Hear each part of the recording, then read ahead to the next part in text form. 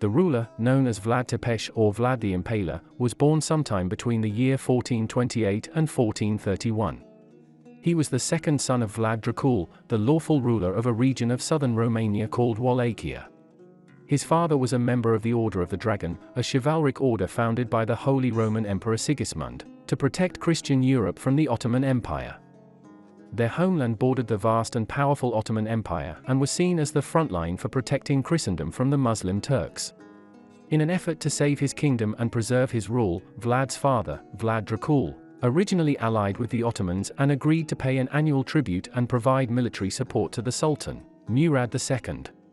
After initially agreeing to this, Vlad Dracula would eventually form an alliance with the Hungarians and the great Transylvanian ruler John Hunyadi, against the Ottoman Turks. In 1442, Vlad Dracula left his eldest son, Mircea, in charge of Wallachia, and traveled with the young Vlad Tepes and his brother Radu to Gallipoli, Turkey, at the behest of the Ottoman Sultan. There were reports that Vlad Dracula was involved in treacherous activity, and the Sultan wished for him to explain himself and demonstrate his loyalty. Upon their arrival, they were all taken hostage and imprisoned.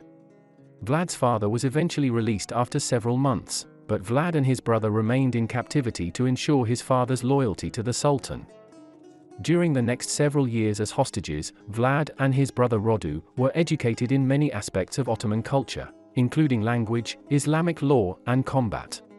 The Sultan intended to school the boys in the Ottoman ways, in the hope that when it became their time to rule Wallachia, they would be loyal vassals.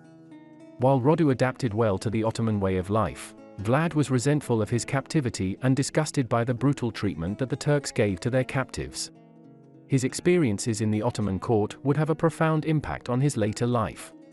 In 1447, Vlad's father was assassinated by his political rivals, and his older brother, Mircea, was tortured and buried alive. It was at this point that Vlad and his brother Radu returned to Wallachia.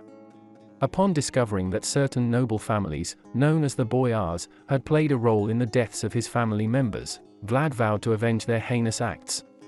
The ruler of Wallachia at the time, Vladislav II, had launched a campaign against the Ottomans, and Vlad used the opportunity to seize the throne in his absence with the help of an Ottoman army. Vlad was merely nothing more than a puppet ruler at this point, and his first reign as ruler of Wallachia was brief, coming to an end when Vladislav II returned to Wallachia with the remnants of his army. Escaping to Moldavia, Vlad found refuge with his uncle, Bogdan II. After several years in exile, Vlad was approached by the Transylvanian ruler, John Hunyadi, and pledged allegiance to the Hungarians. He was tasked with the role of securing the frontier against the Ottomans. He also planned to depose the current ruler of Wallachia, Vladislav II, who allied himself with the Turks after Mehmed II ascended the Ottoman throne. After the fall of the Christian city of Constantinople to the Ottoman Empire in 1453, the rulers of southern Europe feared the Turks would now launch a full invasion.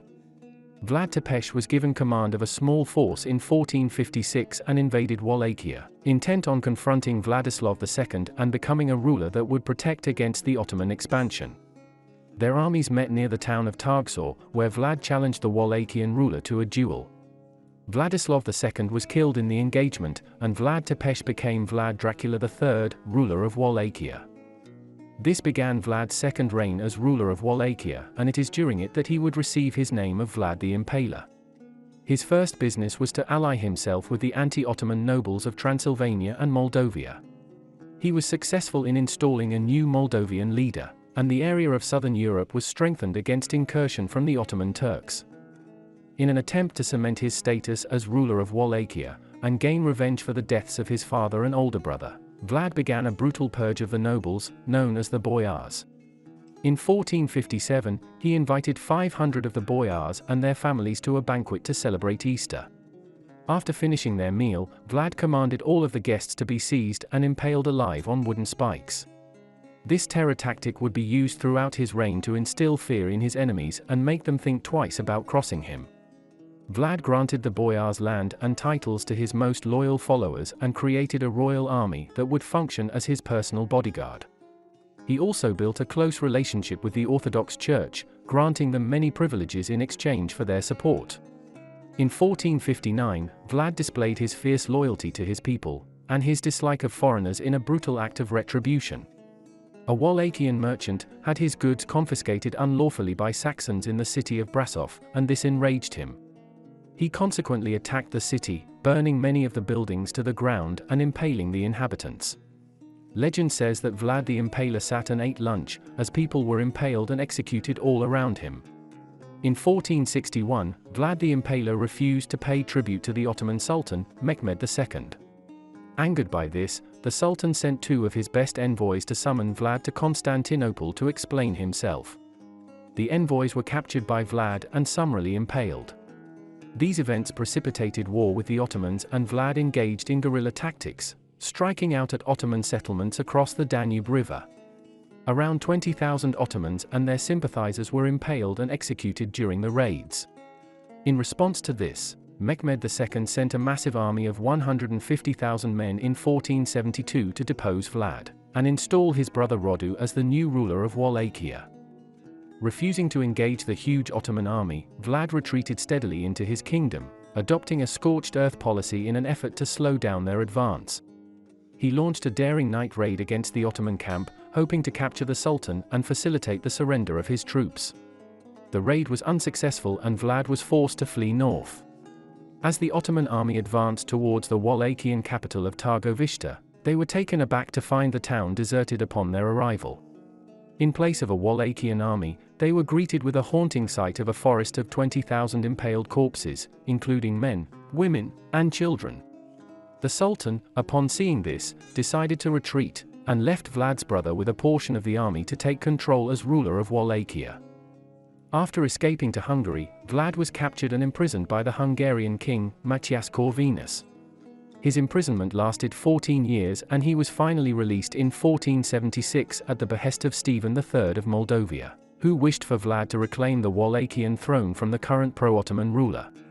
After quickly reclaiming his throne, Vlad had little time to enjoy his third reign as ruler of Wallachia.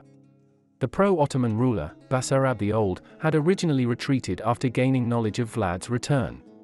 With the help of an Ottoman army, Basarab returned to Wallachia and defeated Vlad's army in December 1476. Vlad the Impaler was killed in the fighting, and his body was cut into pieces and his head was sent to Mehmed II, who displayed it on a spike in the streets of the Ottoman capital of Constantinople. Vlad the Impaler was a controversial figure during his lifetime and continues to be a subject of fascination and debate. Some see him as a hero who fought against the Ottoman Empire and defended his people, while others see him as a cruel and sadistic tyrant. Despite his reputation for cruelty, which many say has been exaggerated greatly over the years, Vlad was also known for his intelligence and strategic thinking.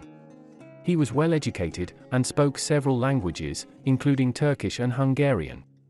He was also a skilled diplomat and was able to masterfully negotiate treaties and alliances with neighboring principalities.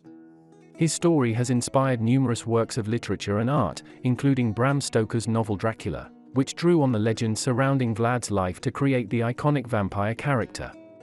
There is no doubt that Vlad the Impaler will always be remembered as one of the most interesting figures in European history.